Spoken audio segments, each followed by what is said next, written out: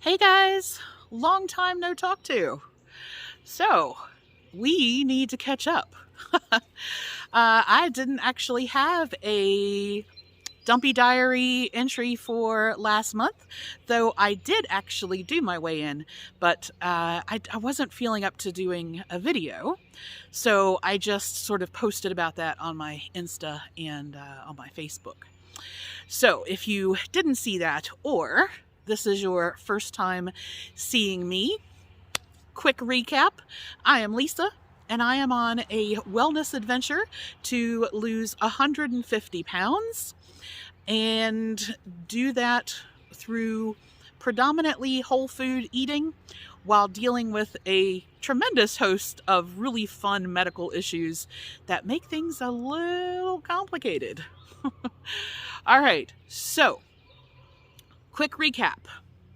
Last month, very, very difficult. Well, today's May 1st, so March. Very, very difficult for me. I had a whole lot of autoimmune issues, and I actually finished the month putting on almost 22 pounds. It was 21.8, and it was very difficult. Then April, so this what we've just finished here, it was not a whole lot easier in the beginning. The biggest problem that I have is that we were having, like, in March, we were having it be the 70s and then it would snow.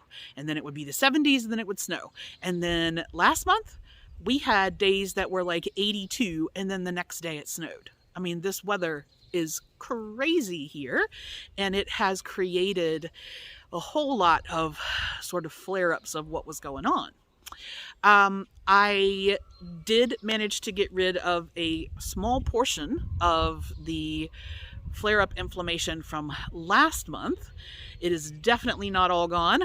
I was still having problems up until, well, I'm still not 100%, but I was still having problems up until probably about a week ago, in terms of like my breathing and blood pressure and all of that, and I will fill you guys in on that. If you have been with me a while, you've probably noticed I haven't been around, I haven't posted videos in several weeks, and that's just because I have felt like poop. But it is May 1st, and I need to kind of get back into things. I wasn't off track, but I also wasn't eating a whole lot because I just haven't felt well. And I need to try to rebalance that not feeling well with not eating. And so I decided that I was going to get back to it today, which I did. Okay, so first things first. If you are just here for the numbers, let's do that part first, and then I'll fill you in a little bit on what is going to be happening in the next little bit, and then we'll go from there. All right, so I'll see you in just a second.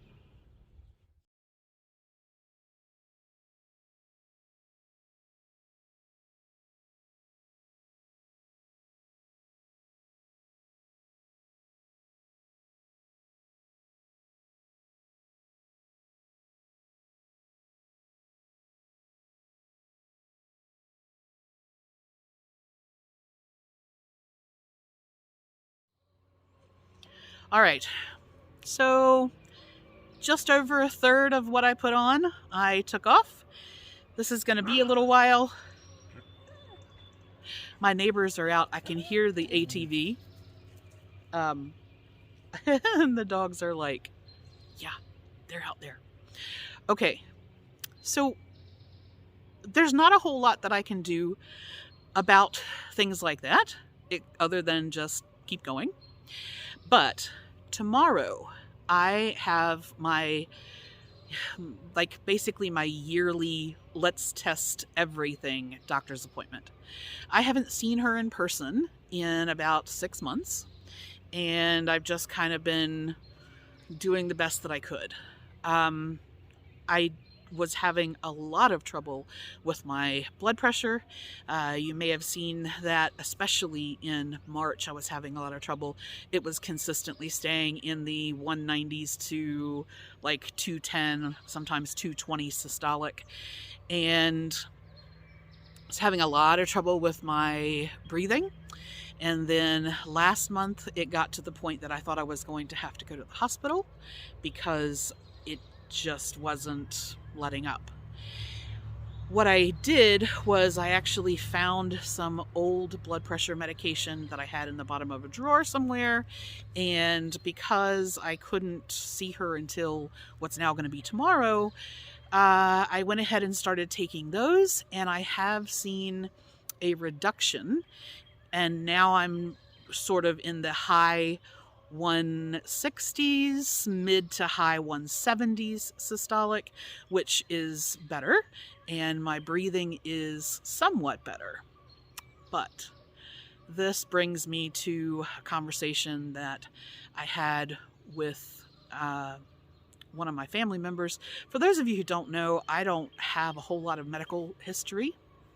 I don't know anything about my dad's side of the family, and my biological mom's side of the family, I have very limited information.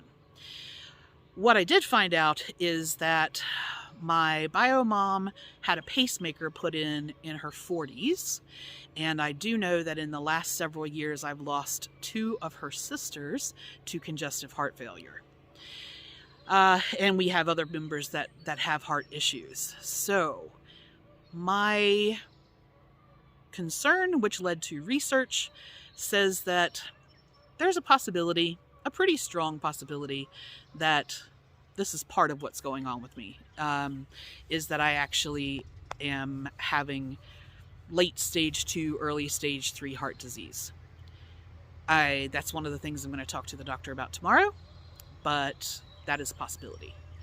Now, if that's the case, then it does mean that New Zealand could potentially be affected in whether I can go, whether it's safe for me to fly, whether I have to have a pacemaker put in. I don't know. But repeat labs tomorrow, and this will be the big one. I had been doing very well maintaining and monitoring and managing things for my insulin resistance, but the last month it didn't go as well. I was so tired and in so much pain that I was only eating once a day, and 9 times out of 10 it was something that it actually ended up being higher carb. So I might have had a potato with some Greek yogurt, or I might have had a bowl of chili, or I might have had soup that I had, or something like that. But